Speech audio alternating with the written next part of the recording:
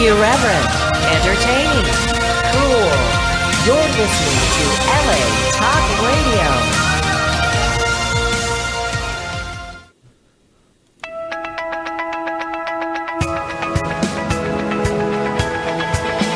You're listening to Peace Fund Radio with Ethan Dettenmaier and Adrian Paul, right here on LA Talk Radio.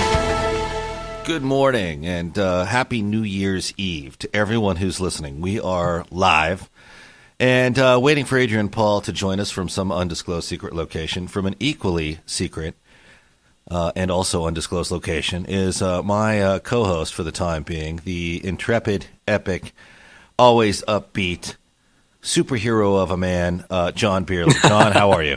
That's one of the best introductions a man could possibly ask for, Ethan. I've got to say, that's pretty fantastic. How you doing this morning? I'm fantastic. I am exhausted. It has been a long holiday season for all of us, and it just seems to continue. But it's, where else would you rather be than right here doing Peace Fund Radio, doing some good, helping the community, yes, helping the world around us? What better it's New Year's Eve. It's also Loda Hadley's birthday, so happy birthday to her. But it's New Year's Eve. Yes. And happy birthday, Loda. Thank you. For resolution purposes, for a chance to get a new footing on what's going to be an epic year, where would you rather be but doing Peace Fund Radio, talking about peace and helping people, which we are certainly encouraging more people get involved with.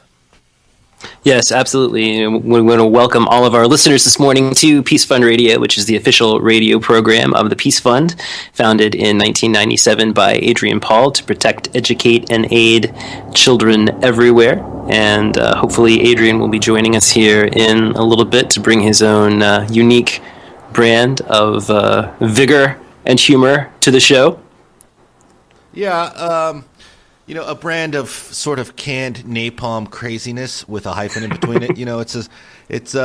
We have to appreciate that it's been a long road for Adrian where this charity is concerned. No charity, catches the world by fire right out of the gate. And he's worked really hard for many years now, as have you, John, to try to better the lives of people and children around the world in ways that most people don't hear about, from getting a respirator in a children's hospital in Europe to a dental clinic, to things that people don't really highlight. The man has continued to work diligently, tirelessly, without the rewards or the fanfare that goes with a lot of this stuff. And it's a privilege to assist him in some small way where radio is concerned to help get the word out. But it's also nice to be involved, and we're hoping other people will join us. I believe you can get involved right now today as you listen to this with a GoFundMe campaign that'll help keep Peace Fund going into 2015. And what better way to kick off the new year than getting involved with that? Keep Peace Fund Radio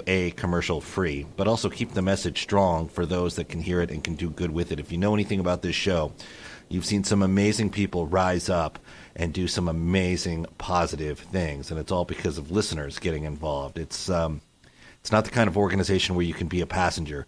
We do encourage you to get involved, and you can go to the online site and donate to the cause. Correct me if I'm wrong on that, John. Yes, 2 spots. You can go to thepeacefund.org and get all of the information you need about the charity. And if you would like to contribute to the GoFundMe initiative that we have going right now that Ethan mentioned, you can go to gofundme.com/peacefund. And at the top of the page, there is an excellent new video that the Peace Fund produced in which Adrian talks about the history of the Peace Fund. He talks about some of the incredible charities that we have partnered with over the years, such as Relief Fund for Romania, CODA, which is the Children's Organ Transplant Association, which Ethan was kind enough to help us to produce some YouTube spots for as well, to help some of these kids whose families cannot afford massively expensive life-saving surgeries.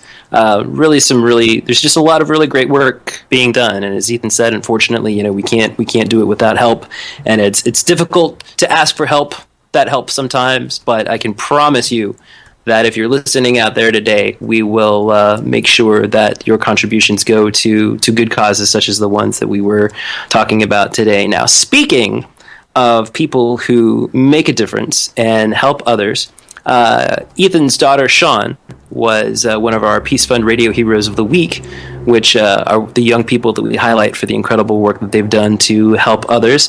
And Ethan, if I understand this correctly, Sean recently received a special phone call from someone kind of special?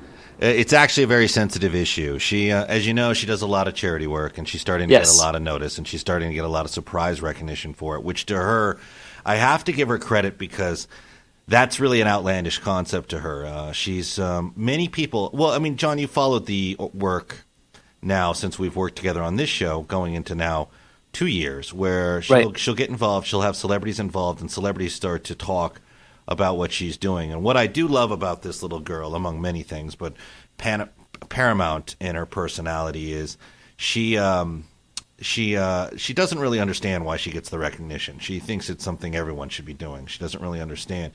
She's actually very uncomfortable, a lot like I am too, where people start pointing out, hey, you did this thing. And she's often quick to cite everyone else that gets involved because she knows it's an idea is only good as the people who pull the trigger and push it forward. And recently, I actually I don't want to get into too much details because there's things surrounding this now that I can't quite discuss. But she got a phone call.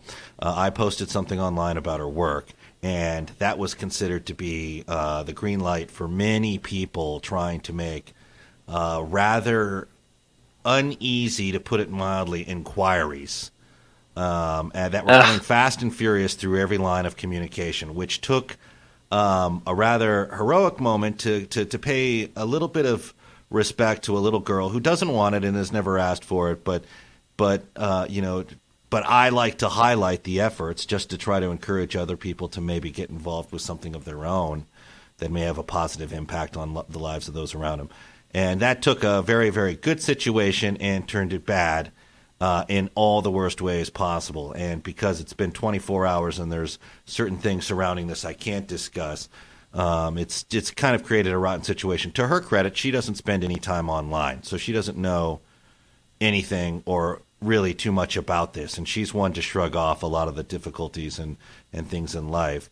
But I have to take a minute to promote the positive going into 2015, where this little girl and everything she's done really stems from her mother, who is, never one to say no to the possibilities. We see that a lot with a lot of your heroes, right. John. You have the best job on the show because you get to constantly. It has changed my life. It's changed the way I look at the world, and it's you used the word inspiring earlier, and it's exactly what it's been. Well, I can't imagine the things that you're going to go on to accomplish after hearing what all these really hip, young, exciting little people have gone out and done just because they don't know what the word no means and they can't comprehend it. And I think I got to give credit to my wife because, she's the one who's heard crazy ideas from both my daughter and me and has never said, let's not do it. And I mean, they get crazy. We've done everything from celebrity soccer games where we rented a stadium to play in, to Christmas breakfasts for social services and homeless children, to Christmas visits into social services with costumed characters like Darth. I mean, it's endless. And I mean, I'm just kind of rattling off what we've just recently experienced, but I got to give credit to the parent in this case who maintains an upbeat, philosophy in our household and goes for all the things. And let me tell you something. And just a personal, sincere note, money is never really what you'd like it to be. And our house is no different. We're an entertainment family, which means you're only as good as your last paycheck. And quite frankly, there's been a lot of lean times. But what has sustained us is not the economic stress that the quote-unquote Cratchit versus Scrooge family may suffer. But what has sustained us is the ability to take whatever we have and to somehow collaborate with good people around us, turn it times 10 into some sort of social effort, and do something significant for other people. That is really what's made all the question marks about life seem less meaningless. All the insecurities about life have no meaning. All the negativity and all the people that may resent you for whatever you may be out there doing when they're not accomplishing much, it means nothing. The only thing that kind of comes to meaning and has given our life so much meaning is, when is the next challenge of doing some good going to be overcome, and how are we going to invent ways to help people and do even more good than we're already doing. And that's one of the things I will say I'm personally grateful for on this show. I'm grateful for my family. I don't want to get too much into everything that's going on right now, but I will say, and it's interesting because Adrian Paul has a similar situation. But I will say that there is greatness to be achieved in 2015 no matter what we as people go through, no matter what we face, no matter what obstacles society may present, because that's all it seems to be at times is a barbed wire entanglement of obstacles and pettiness. Yes. There are great things to be achieved. And I look around me and I see the people like John Beerley who Skype in from Indiana and have one heroic story after the next, week after week, of young people that defy the odds, defy logic, defy the adults that say no, that essentially astound us with imagination, the kind of people that Walt Disney would be proud of, the kind of people that Martin Luther King would be proud of, that Gandhi would be proud of, that blow us away with their ingenuity week after week. I mean, I don't even know all of them. I just know the ones we get to hear on the show. John gets to have the real conversations. My daughter has the privilege of holding the title of being the hero of the week. I got to admit, she probably likes it best because she thinks in some way it came from, in some small part, me, I think, because, I work on the show. Well, you and Loda have certainly been great examples to her. And, as you said earlier, her work is going to inspire somebody else. One of the kids that she's helped is going to grow up someday and remember, you know what? When I was in a tough situation, when I needed help, somebody was there for me. Somebody treated me like a human being, and somebody made me feel good about myself when I didn't think that would ever be possible again. And I am going to, give back by helping someone else who's in a jam. And that's the way it starts, and that's the way it goes, and that's a beautiful cycle. Yeah, it is a beautiful cycle, and it's encouraging because let me tell you, it's very easy for all members of the human race to get caught up into whatever circumstances and drama are going on around them. And it is important, now more so than ever, with society basically on a tipping point between good and a potential zombie apocalypse. With society on a tipping point, you need to stay clear and have clarity with what is important. Going into 2015, what matters to each of us is the positive impact we can make, not over the long haul, but daily. Things begin with small steps and small forward bits of momentum. And just the positivity that we can put forth and the things we can do to meeting our objectives and having clarity on the fact that that's what matters, not the craziness that people may want to infuse into your life, because there's always going to be that petty element that keeps themselves entertained or preoccupied through their own depression by taunting and getting involved with others. I will tell you, I belong to a small organization of elite heroes, of which I am basically the phone operator and nothing more, that manages to call some great people into the camp from time to time to do great bits of impact. And I would say that you, John, certainly Adrian Paul, and many of the people here, Bev Shahara, they're all part of that.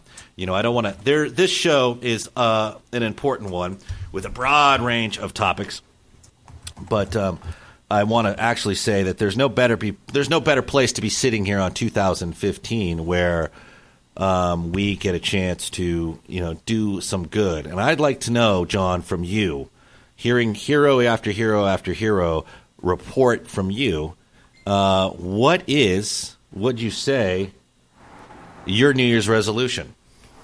My New Year's resolution is to be more involved. And I know that sounds like it's a pretty broad statement, but just be more involved in everything. Spend, less time communicating with people through a phone or through social media, and spend more time actually sitting down with people face to face, share a meal, share a laugh, and just be more present, be more engaged in the world around me, because we see every week the effect that the incredible results that these young people who we talk about on the show are able to achieve. We have a young man who's actually we're going to be calling here in a few minutes, named Kymani Quarrie, who is 12 years old.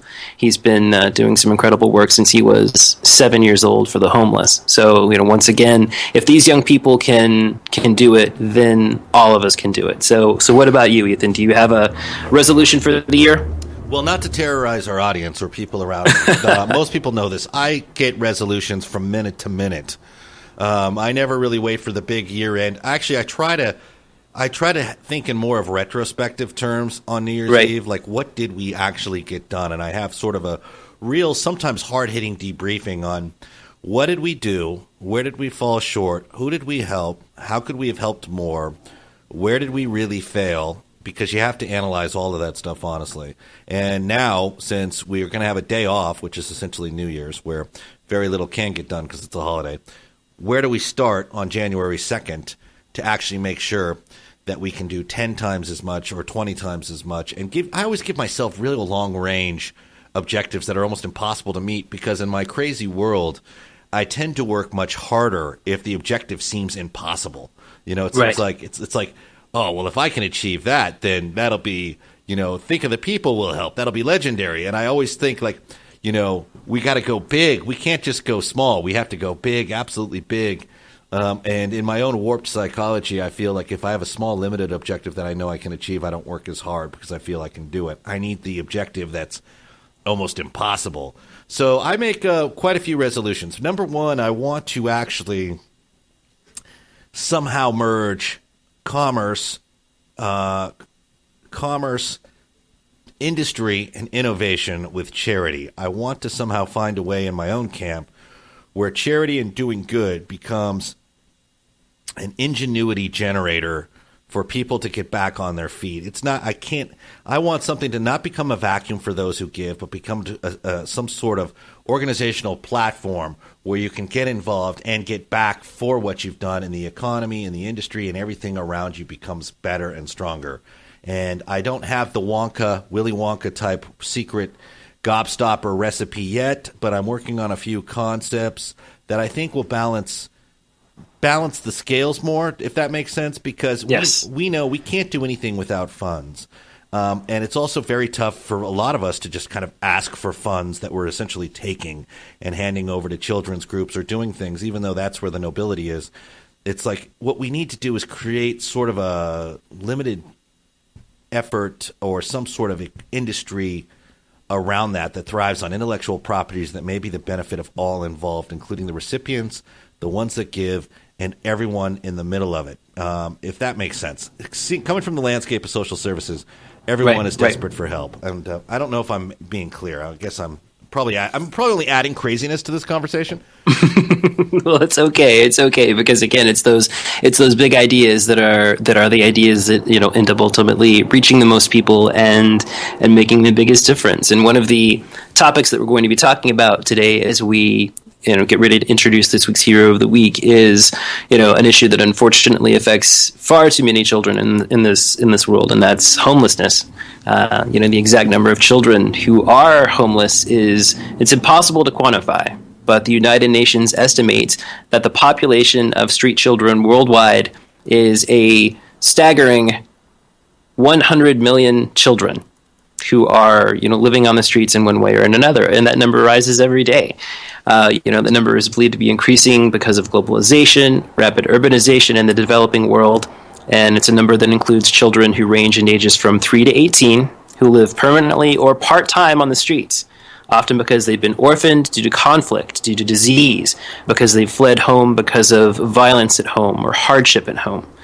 And as a percentage of the world population, that's unprecedented. That some of these children are sent out by their impoverished parents sometimes to work or to beg. They're unable to attend school. They, live in abandoned buildings, cardboard boxes, parks, sometimes on the street itself. It's extremely difficult for these kids. 40% of the world's street children are homeless. The other 60% of these kids work on the street to support their families. 90% of them are addicted to some sort of substance, inhalants like shoe glue, paint thinner, things that cause kidney failure, brain damage, death. And in some corners of the world, Brazil, for example, there are vigilante death squads who are hired to rid society of street children by shooting them. In Brazil, a death squad can earn $50 per homeless child they kill. And that's why most of Brazil's street children are expected to be killed before they're 18 years old. That's crazy. Between 4 and 5 adolescents are murdered every day. Every 12 minutes, a child is beaten by one of these soldiers. It's terrifying. It's unreal that these situations are out there, but unfortunately, it's something that far too many kids have to deal with. And Ethan, I know that you worked a lot with homeless children as well. Well, it's I encourage everyone to get involved in organizations around your city or town because you almost are guaranteed to have one, and in doing so, you'll get the visual of what you're really dealing with.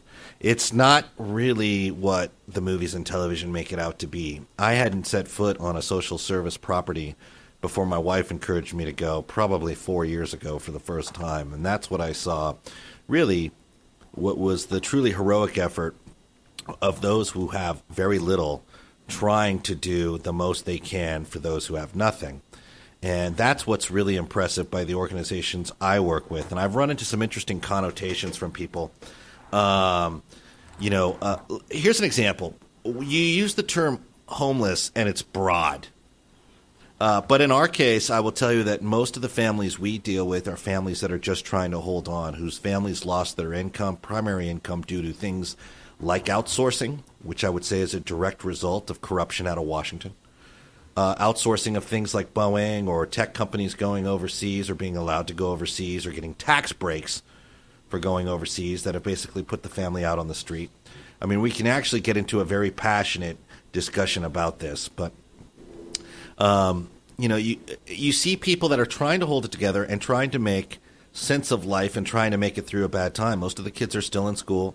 Contrary to what people will tell you on the street, not everyone is homeless. In fact, only a small percentage of them are homeless because of alcoholism or drugs or things of that nature, which that's not what we thought growing up. We thought it was your choice to be homeless, that you're drunk, you want to live like a homeless person. But the case of the matter is the economy is creating homeless people by the hundreds of thousands a month, it seems like. It's just astronomical. Well, and two, another reason that it's kind of hard to track that is that, when children don't have official papers, in a way they don't officially exist. I mean, it's estimated that 1/3 of all children born every year, that's 40 million babies, are not officially registered in one way or another. So you can't register for them with school, they can't receive basic health care, immunizations, and all these other things that we have and that we take for granted. And as a result of this, if they don't officially exist on paper, they're more vulnerable to things like exploitation, illegal adoption,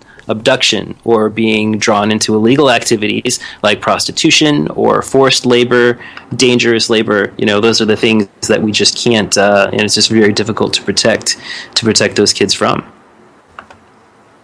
It's interesting because, like I said, you're right about that. In different environmental climates or political climates, homelessness it's caused for different reasons. It's the result of different things. Obviously, we have a situation here where what can only be deemed as class warfare has put some people behind the eight ball in a rather permanent sense. But one of the things I will tell you about my excursions into social services is you go in there and you see a lot of hope. You see people that don't think they're going to be homeless for long and, quite frankly, don't want to hand out.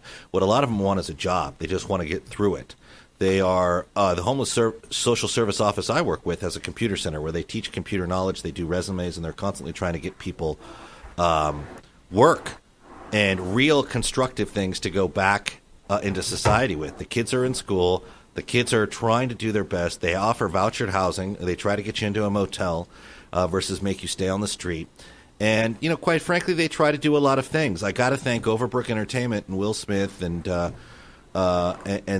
camp there for letting us, including Loda Hadley, our producer whose birthday it is today, bring 50 kids down to social services to see Annie, which is just an attempt to kind of make them feel normal. And I mean, yes, absolutely. That's really a vital thing in all this, because the one thing that's very difficult to get to overcome is the low self-esteem and prejudiced behavior that makes you feel different. And I think it's very cool when an organization says, look, we're going to get you, look, today we're going to the movies. We're going to go down to the Sony lot and see a movie. Tomorrow we're going to try to find a new job, et cetera, et cetera, et cetera. So I've seen a lot of really inspirational positivity.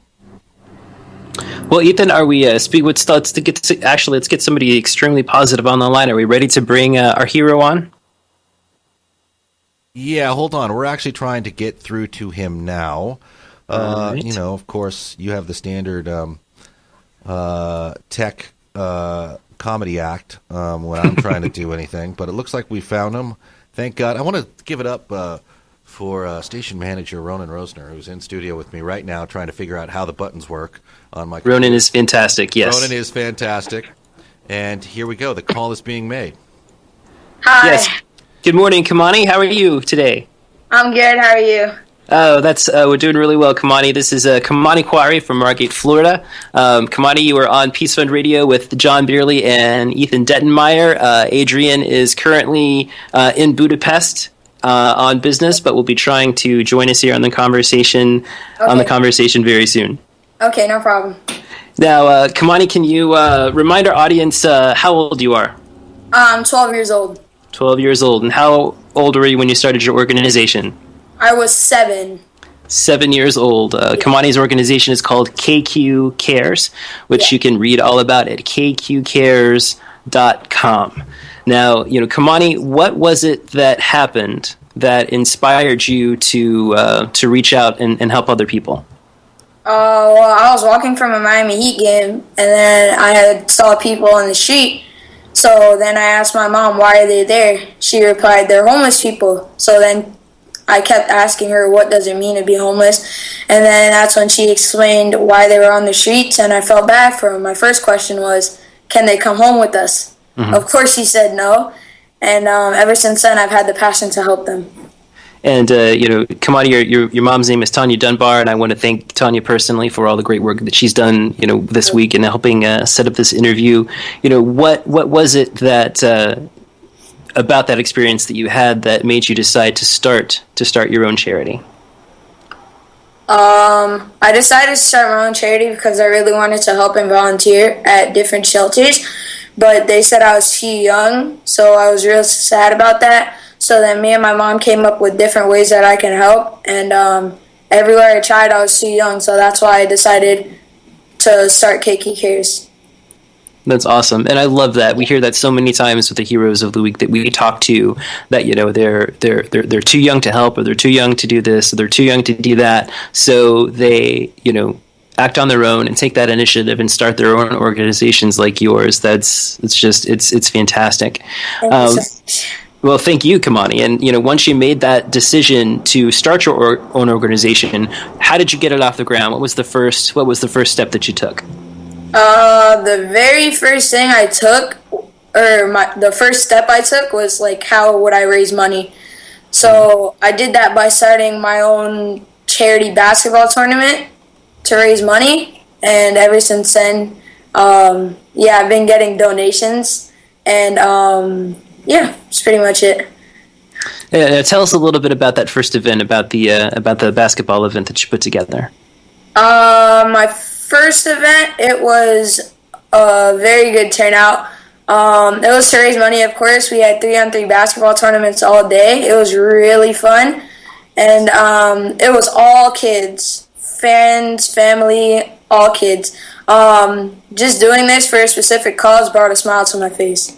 That's awesome. And how successful was that first event? It was a very successful turnout for my first event. We raised about $500, so it was a super successful event. And then you were able to use that to serve meals then at the local shelter? Yes, I was. That's fantastic. And, in the 5 years since, you've done so much incredible work. And last week, we understand that you had a really big event with some very special helpers. Can you tell us a little bit about that? It was an amazing experience to be part of a charity event like that. All the volunteers, including me, got to help families in need, and we gave them gift cards so they could buy whatever they want at Toys R Us. They were enjoying it, and of course we were enjoying it too. The best part was seeing smiles on their faces the whole time, and I really love bringing smiles to other people's faces. And it was a Miami, so that was a pretty cool experience too. Yeah, that's awesome. And you had some help from the Miami Dolphins, as I understand. Yes, I did. That's awesome. What was the role that they kind of came in and played? They walked. It was like us, and then like they walked around with the families, asking them like what would they like they got to pick out anything they wanted with the gift card, so it was just them walking around and asking the families and taking care of them. That's awesome. That's awesome. And you guys, you and your mom just finished working at another big event this past Sunday? Yeah. Well, we did an event at the Broward Partnership, which is where we always go, like pretty much every weekend, or at least like almost every weekend. And my mom invited like many family relatives, and we had fun helping others. I was serving desserts while the adults were handing out food, like chicken tenders and fries and stuff like that. And yeah. Well, that's so awesome, Kymani, that you and your mom work so hard to do that. And we know that you guys spend a lot of time serving meals to the homeless in your community. How do you organize those meals? Well, every time before we go to our local shelters, me and my mom, we make sure we have at least an hour before we leave. We either go to Walmart or Publix, and we buy food for them. We normally buy desserts because the shelters make the food and prepare the food at the shelters. Okay. Now, where do you host the meals? Usually at the shelters? Yeah, I host the meals at St. Gabriel's Church in Pompano Beach or at Broward Partnership for the Homeless. And I go out and help almost every weekend. Okay, so that's how often you do it? Usually about every weekend? Yeah, almost every weekend. That's fantastic. That's fantastic. Now, on an average, about how many people are you serving at each of these meals? I normally serve around 200 people each meal. That's amazing. You know, what kinds? You talked about chicken tenders and desserts and things like that. What are some of the other types of foods you serve? There? We normally make or cook hot dogs and pasta. Sometimes meatballs and pastas to go along with it. Burgers, stuff like that. Chicken, rice, vegetables. Yeah. And that was Tania. Hello, Tania. How are you this morning? I'm good. How are you? Doing very well. I had to jump in there because I think he forgets a lot of the work behind it in the kitchen. You know, my mom and a lot of her friends volunteer to do the kitchen part of it, so they take care of that stuff. So. Well, hey, it's okay. He's busy. He's got his mind occupied on helping people, which is absolutely amazing. You know, and we're always excited to hear from the parents of these incredible kids, because without the great upbringing and the great examples of parents like you, Tania, that's what it takes to inspire young people like Kymani to do such an incredible job. Thank you. Now, in addition to the meals that you serve, what are some of the other ways that you're out there helping the homeless? Because I know that you don't focus just on meals. I know you're working on some other things as well. I normally raise money for my charity event. I've done fashion shows, basketball tournaments, towel drives, and socks drives. And all of the events turn out pretty good every year. I raise a lot of money to go towards my foundation to help the others. And sometimes I give out hygiene products that include lip balm, socks, sandwiches, and toothbrushes and toothpaste. Now, what are some of the items, as you've gone out and done this, that you think what are some of the items that homeless people need the most? I think they enjoy the socks the most because they have to walk on the ground all day with nothing supporting their feet. And with the socks, they don't have to deal with that problem anymore. Now, Kymani, this is kind of a big question, but what do you think is from your experience, what do you think is the biggest issue that's facing homeless people today? The biggest issue is that the homeless population is growing, and we don't want that. We have to find a way to get people off the streets fast and easy. And how do you think we can maybe solve that problem? Well, I think if more people start to help others, then together we can find a way to make sure no one ever goes hungry again. And I think, Kymani, that the key to people helping others is that they're going to be inspired by great stories like yours. Somebody out there, like you, who's out there every day getting it done. It's awesome awesome what you're doing. And one of the things that helps is, in a lot of charities that really have a lot of difficulty with this, but on your website, kqcares.com, and we see that you've got lots of really great sponsors within your community. How do you get some of those sponsor partnerships set up? Well, my mom and I wrote letters explaining what I wanted to do to hundreds of different companies until they finally reached back to us. And I also got help from some of the Miami Heat players too, which was pretty mind-blowing. Yes, absolutely. Who were some of the players that you were able to help out with that? James Jones, Dwayne Wade, Udonis Haslem, and I'm pretty sure that's it. That's awesome. Now, Kymani, one of our other previous Heroes of the Weeks was Joshua Williams from Joshua's Heart. And I see that you've partnered with him on some recent projects as well. How did you get involved with Joshua, and what are some of the events that you guys have teamed up for? I actually met Joshua in January through one of my mentors that I met with the Miami Heat. He introduced me to Joshua in January, and together we've done about 3 or 4 projects. I look up to Joshua as if he's one of my mentors because he's only 13 years old and he's done so much for his community and all around the world too. I do my work mostly here in Florida, but Joshua does his work here and in different states, which makes me look up to him even more. Please don't sell yourself short, my friend, because really, you're helping people who otherwise would not have gotten it. So that's never sell yourself short. That's amazing work. One thing that I wanted to ask you about, when I was researching your organization and I looked at your Twitter account, the very first thing you ever posted on Twitter, in my opinion, makes you the all-time winner of Twitter. Your very first tweet was a picture of you with Gabrielle Union. How did you meet her? How did you make that happen? Well, we're kind of dating, so yeah. Close friends with Dwayne's kids, and of course, Dwayne himself.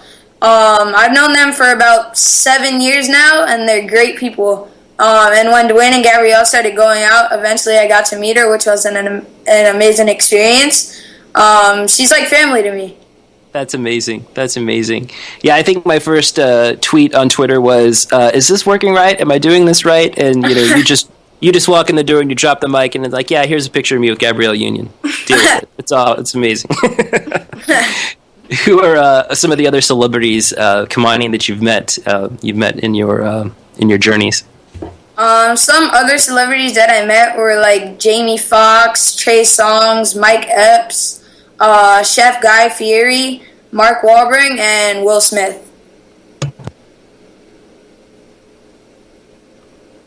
Hello? Oh, I'm sorry, Kymani. I had a little bit of microphone trouble there for a second. Okay, no problem. John just fell off his bench. Yes.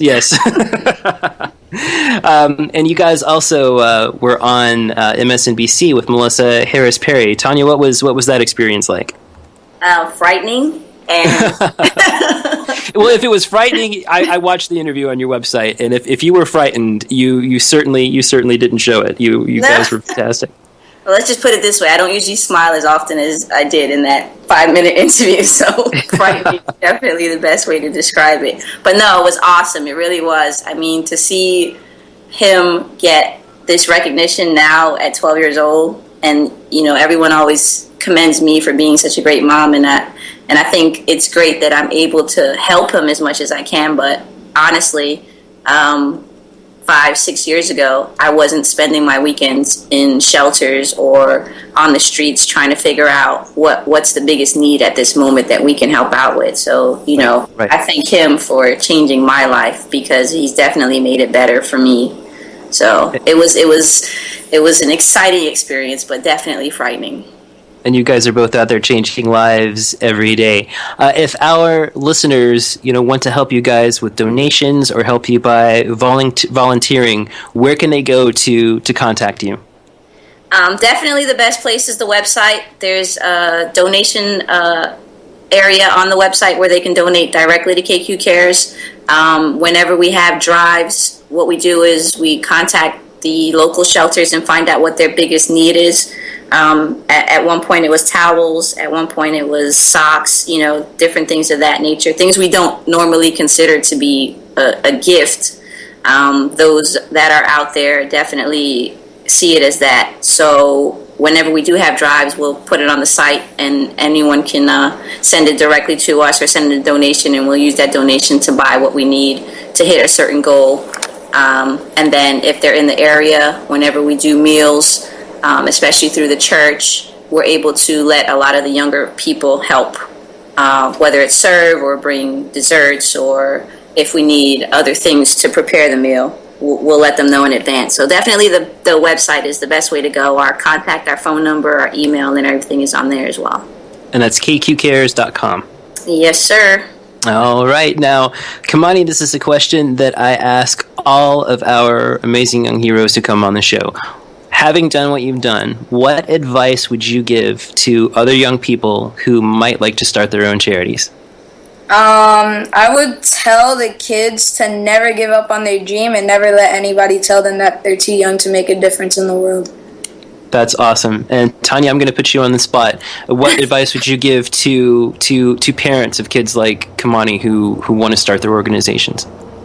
Because I'm sure it takes a lot of time and time and effort to get it done. It's definitely a lot of work, but to just take a moment and step back and actually listen to what they have to say and believe in them and let them do the work so they understand what's involved. I say go for it. Just don't be so quick to say no if someone else tells you no.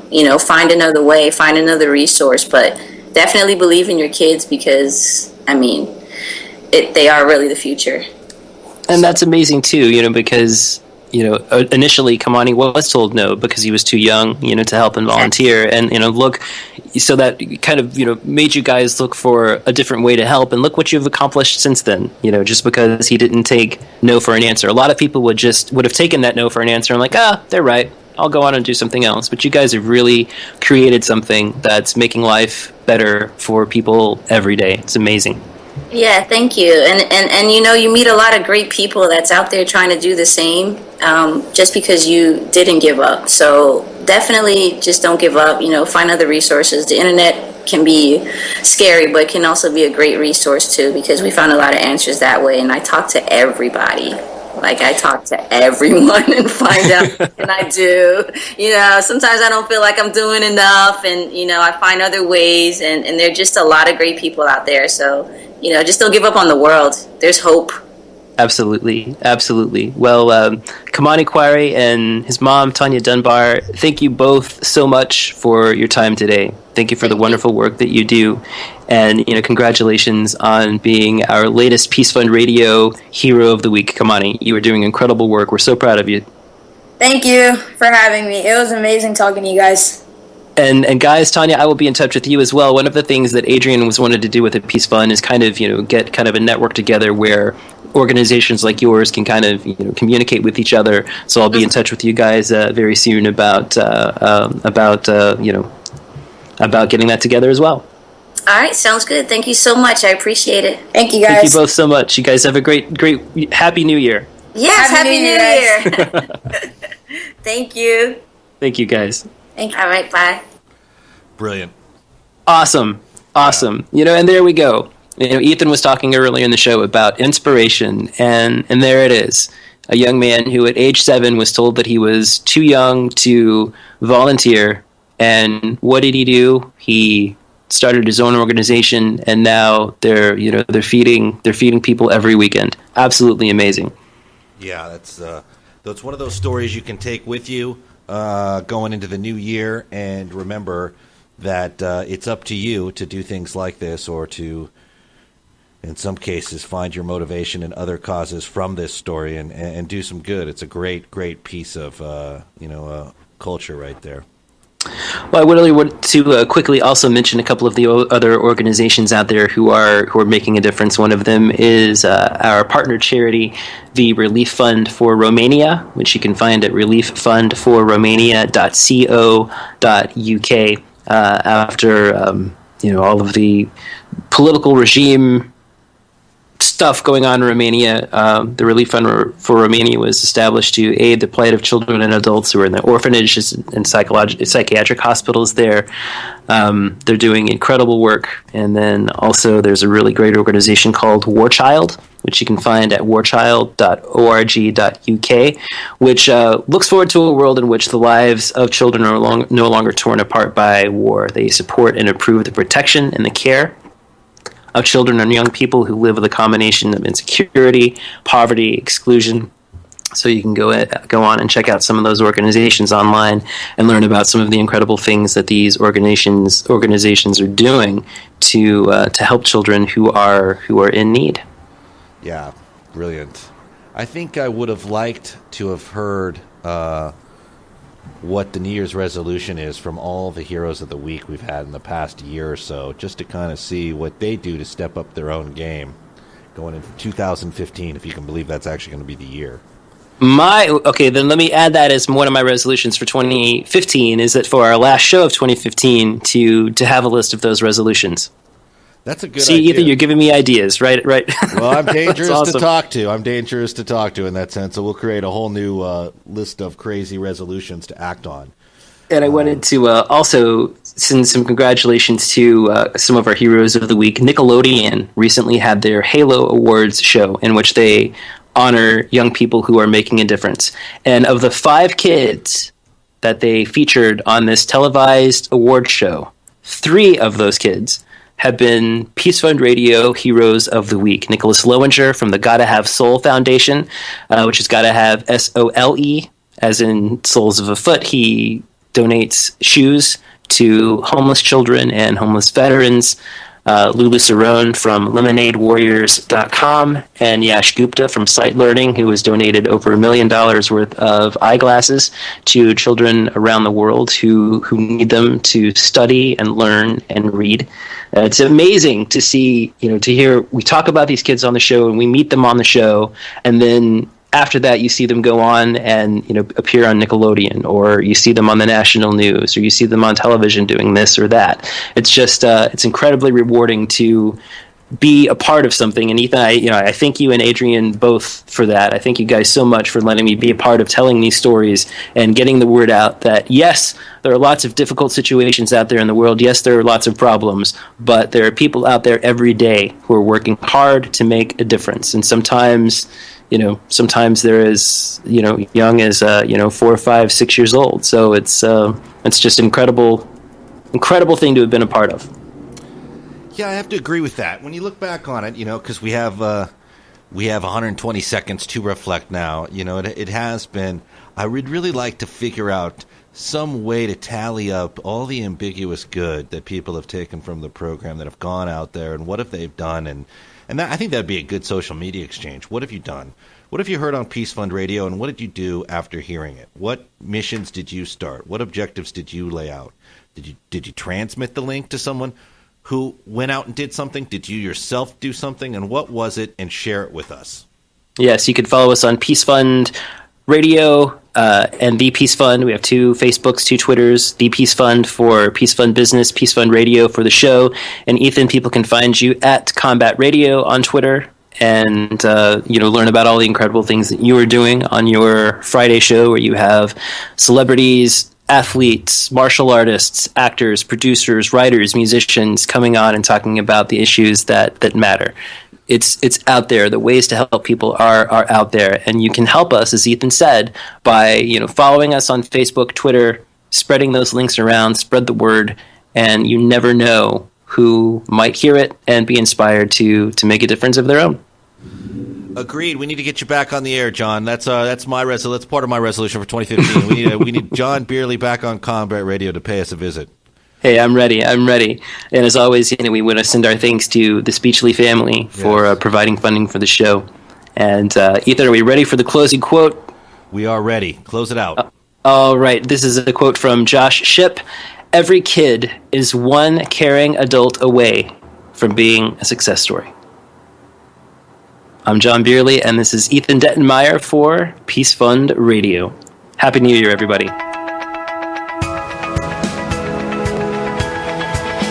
You're listening to Peace Fund Radio. with Ethan Dettenmaier and Adrian Paul, right here on LA Talk Radio.